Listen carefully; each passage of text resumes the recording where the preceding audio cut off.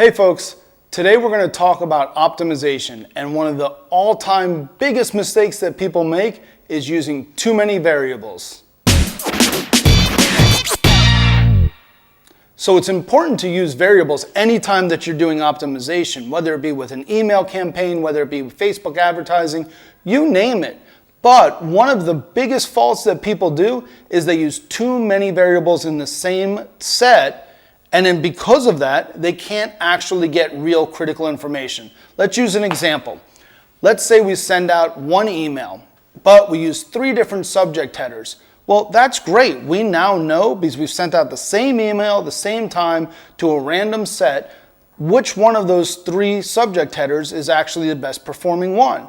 But let's say all of a sudden we did the same thing, but one of the emails goes out at 7:30 in the morning, one of them goes out at 12, and another one goes out at 6 in the evening. Well, we have now 2 major different types of variables that are going to give us incorrect information. We're not anymore able to tell which subject header was better as we are what time is better, because each one of them has too many variables to compare against the other one. So let me give you an example of how you can do this in a much more concentrated fashion. Let's say we're just doing Facebook advertising.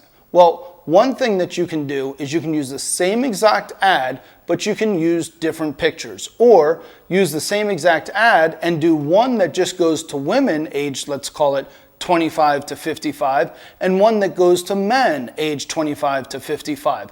That way you have less variables to be able to test, and you can much more effectively tell what is actually influencing whatever the actual action is that you're trying to do.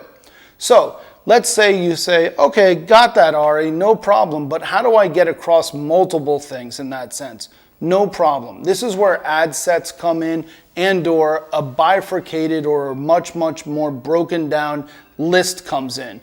Let's say you now start to take your same ad campaign where you have ad 1, ad 2, and ad 3. You have 3 separate ads.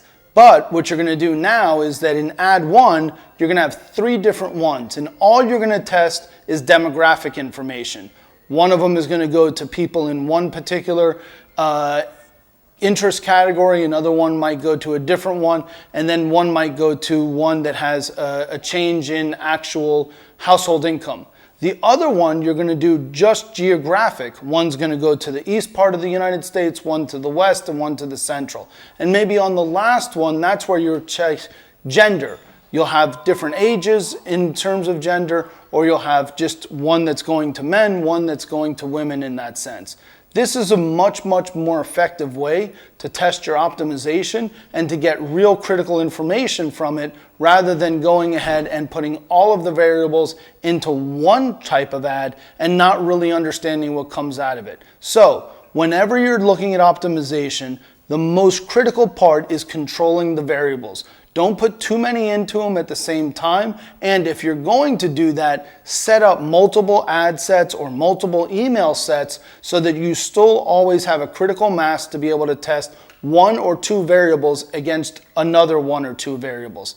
If you have questions about this, because we can go on and on about it, do me a favor. Just hit us up in the comments below, send us an email to info@kabookaboo, and we can have a follow-up on optimization, because this is literally just the top part of 101 optimization, but it's a really critical part where you think about it and you approach it with less variables and a better construct to all of your ads or emails. Okay? Hope everybody's doing well. We look forward to doing another email with you guys soon. Make sure to subscribe to us at youtube.com/kabookaboomarketing. Thanks a lot. Take it easy.